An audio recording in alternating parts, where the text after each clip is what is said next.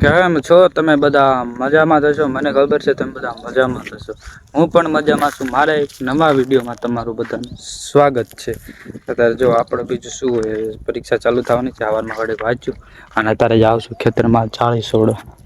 કારણ કે એક ઠેકાણેથી છોડીને બીજી ઠેકાણે બાંધવાની છે. આપડે એવું નથી, કારણ કે આપડે ઘઉં તો વઢાઈ ગયા, કાઢી લીધા. આપડે ઘઉંની ટોલી જોઈ ને અત્યારે મેં ચાળી છે ને ઓલપાની સાઈડ છે આપણો કુંડો અહીંયાથી લઈને સાઈડ જે હામું ઓલું દેખાય ત્યાં ઝાડવા પરથી બાંધવાની છે. અને તમે આજ સુધી કોમેન્ટમાં કીધું નહીં કે આ ઝાડવાનું શું કહેવાય, જલ્દી કહો મને પછી કહેવાની ખબર પડે.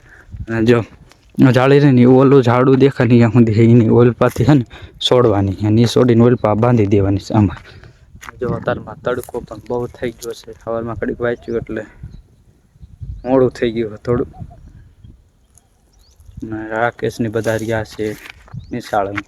હું આ ભણું છું ને આ પેપર દેવા જાઉં છું. મતલબ કે અહીંયા ભણીને ને અહીંયા ભણવાનું અને પેપર દેવા સ્કૂલે જવાની નિશાળે કરાયું.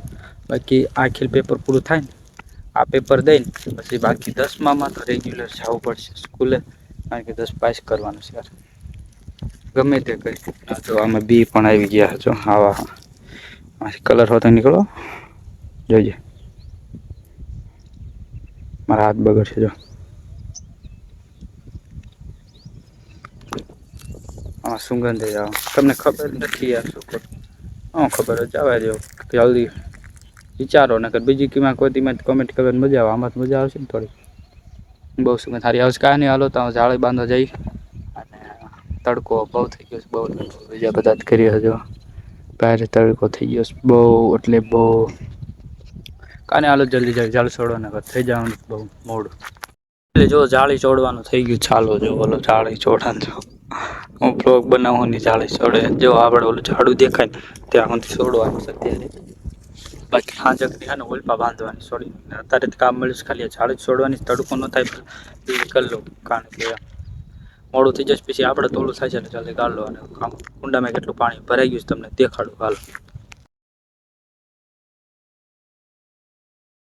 ફાઇનલી જો અત્યારે તો ઘરેથી આવી ગયો છું દુકાને. જો હા આપણી દુકાન છે જે તલેટીમાં, મતલબ કે જો ચોટીલાનું મંદિર છે ને ત્યાં જ આવેલી છે. જો હા રે આપણી દુકાન જો તમારે આવવું હોય તો એકવાર કોમેન્ટ કરીને જરૂર પહોંચી જાજો. ત્યાં તમને પિત્તળ જે તમારે જાતની મૂર્તિ કે અથવા નાના રમકડા જેવું લેવું હોય તેવું તમને મળી જશે.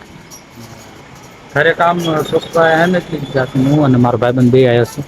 મારો ભાઈ હતો સુરેશ નામ મોટો અમારી કરતા. અને આ છે જો આપણી દુકાન. હું અત્યારે અહીંયા દુકાન છે એટલે આખો દી આજે અહીંયા જ રહેવાનું. 2 તારીખ ગયો છે બારણે અવાજ ચાલુ હોય ને એટલે મેં વિડીયો ઉતારવાનું ચાલુ કરી દીધું. જો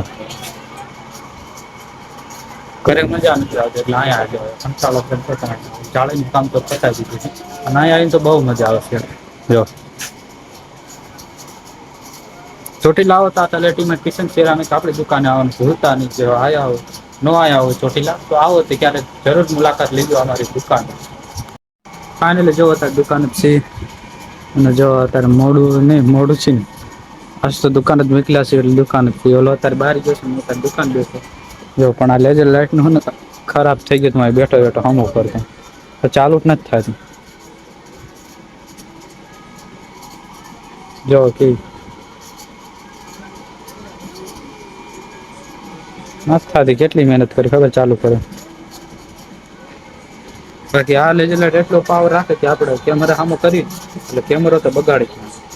પેલા 5-6 વાગ્યા થયા ઠંડા 9 વાગે ઘરે જાય.